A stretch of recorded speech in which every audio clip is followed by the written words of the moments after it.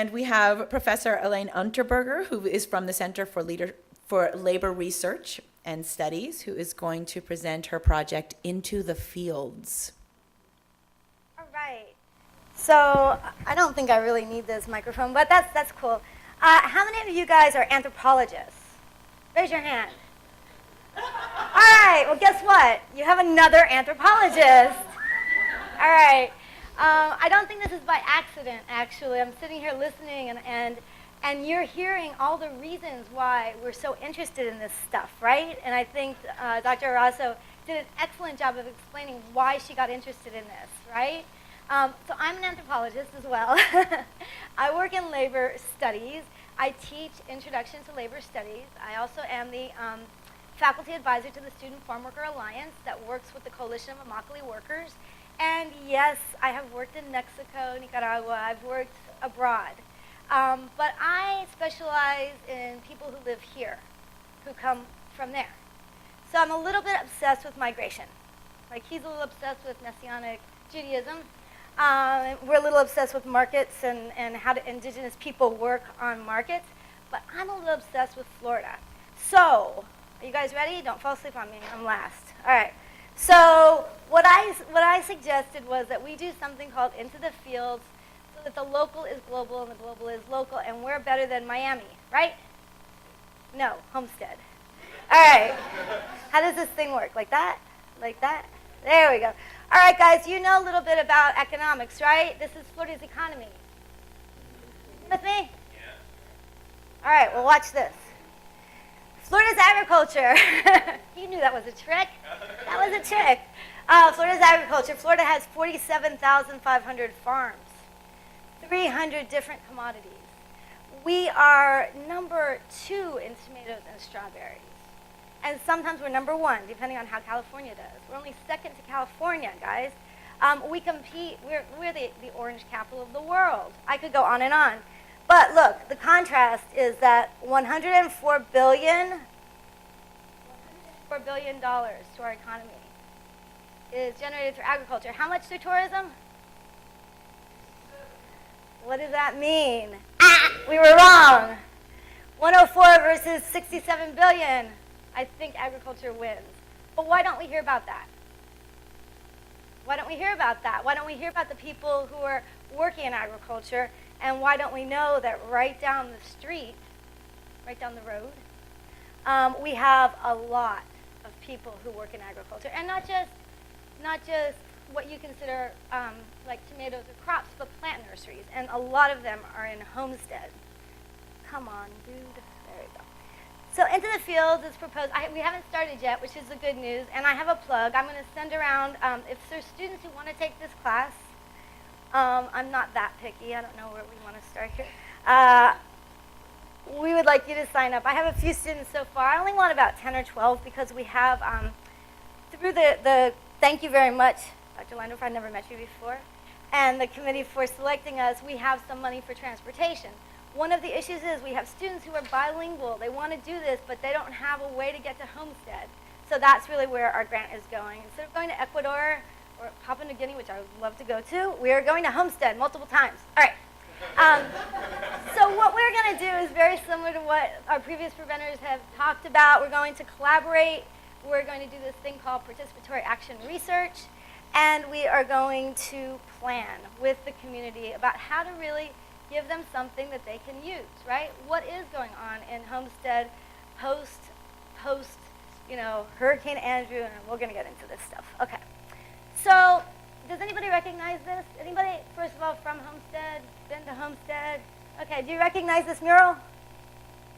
Okay, where is it? Anybody know? The sad thing about this mural is that it's getting taken down. It's at the Centro Campesino in Homestead. And they recently, gladly, got expanded, and they're having a summer program. So they're going to bash out that wall, which is why there's a fence in front of it. And it says unity is community. And I love this. But this is telling you there's a lot of change going on. This is not just a little town. Homestead has a lot going on. One of the cool things we found out, we've been going down and getting people interested in community agencies.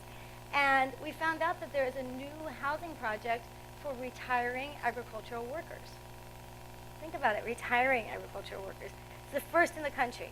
So that puts us above California, right? So what are the health concerns of agricultural workers in Homestead? What are people worried about? I mean, obviously we're starting some housing projects. We don't know exactly how they're going to work. But we made changes to the research question, but overarching, that's what we're doing. Has anyone heard of student action with farm workers? No? Yes? All right. So it's in North Carolina. And have you ever been there?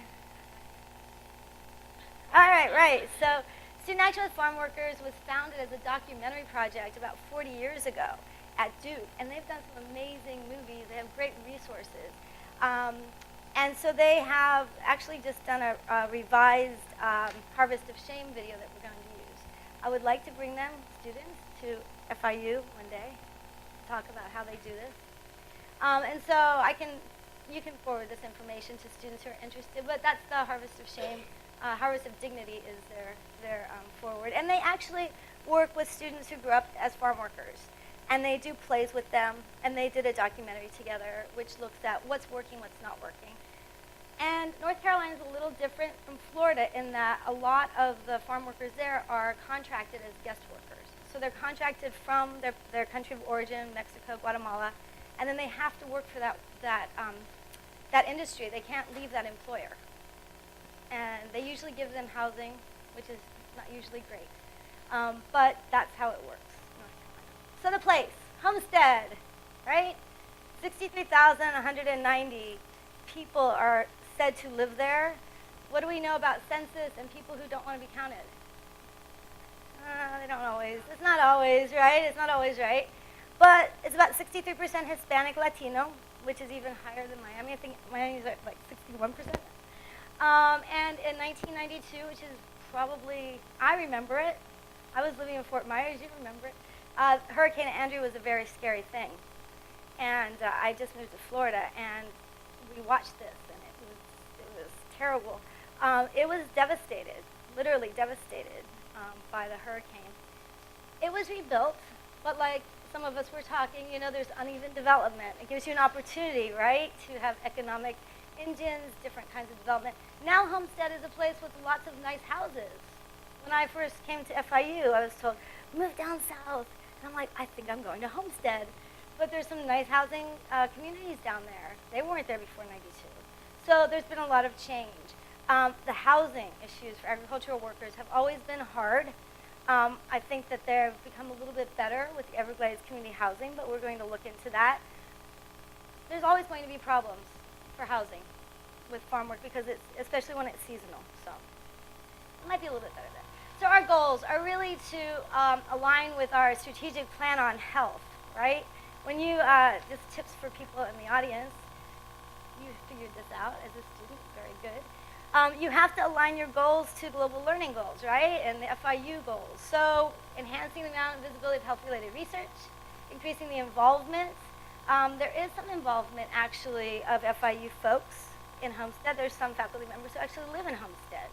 And we really want to strengthen partnerships with local and community and governmental organizations, especially the schools, who've actually been pretty open to it in our little visits, and get some training opportunities. I think it would be a great training ground for us as students. So what we want to do as we're talking to our community partners, which are mainly agencies, churches, et cetera, clinics, we want to establish like a partnership called Into the Fields. It's not going to compete with other partners that they might have. Engage the community members, have them be in the driver's seat so that they tell us how they think we should proceed. Teach the students the participatory methods that Dr. Ross already kind of went over, and then produce a report on what we find that we hope will be helpful for people. For example, a community organization wants to expand, hours. When should we expand it? Should we expand it in a different place, a satellite organization? We want it to be useful for them. Some of the things that we're going to go over, and these are pictures from some of the work I did for my dissertation, is that, migration is very, there's different kinds of migration. But for labor migration, a lot of people come from rural areas, like you see in my picture on the top in Mexico, and they come to places like you see in the bottom, right, in Florida, and trailers. And one of the scary things about this, if you can see it, is that there's extension cords running between the trailers for electricity. You guys think that's legal or safe? No. So those are some of the things that we know through observation we're going to learn. And that's one of the methods that we're going to use, right? The migration patterns in the sending communities are, from Guatemala, Mexico, Central America, and Haiti. So people are coming from different places with different cultures. So we have 3 phases. We have our on-campus learning, probably like you have, right? You have your field research, and then giving and reporting back.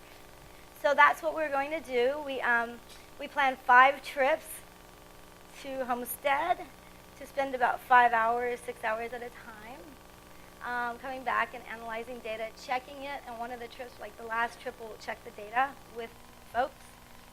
One of my students and I have been down there. We've been explaining it to them, and people keep saying, well, tell us what you want to do, and when you decided, I'm like, well, yeah, you're going to be having a key informant interview with us.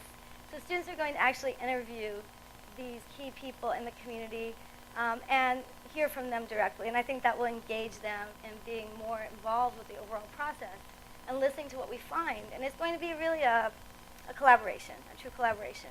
We might not get very far. We might not get through all of the research goals, but I think we'll start by the listening piece, and I think that's important. And you've worked how long there? In 20 years, right? So in the summer, there's not a lot you can do, but we think that we're going to make a big dent. So I'm calling them Into the Field Scholars. If anybody's interested, I would love you to contact us, sign up, and let's go into the field. Not necessarily.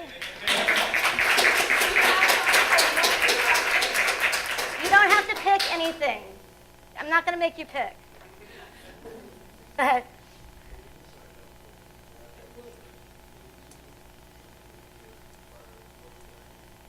It's a class. It's a class. So you're going to be signing up for a global learning class. It counts as a global learning class. Well, we hope that that this will be an ongoing project that we will be doing. There she is. That we will be doing and taking the data from each of these phases and building on it, so that students will actually get this kind of exposure. When I worked at the University of South Florida in Tampa many years ago, I got connected with Student Action with Farm Workers from North Carolina because we were trying to do an internship program. And like you were talking about, like a study abroad or an internship immersion, it was very, very hard. We needed to learn some of the background information. And it's a delicate thing. Students, I don't know if you've done your city, but we're going to have to do the IRB process, so you'll be certified. So it'll count, and I think it'll be a great experience.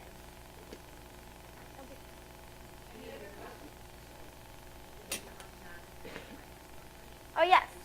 Yes. Yeah, we have identified 4 people through our, do I have another? Okay, thank you. Yeah. We have identified 4 of the community leaders through the We Count organization, which is an advocacy group. It works on training the nursery plant workers into speaking for themselves. So 4 of them would like to be key informants and be interviewed by students about what they think needs to happen. So yes, Spanish would be helpful, as English is not usually their best first language, but I think we can train most people. And I don't anticipate any of you being unsupervised without us, so we'd be working together. Unlike going to Papua New Guinea, which sounds like a overwhelming task. Thank you guys for your time.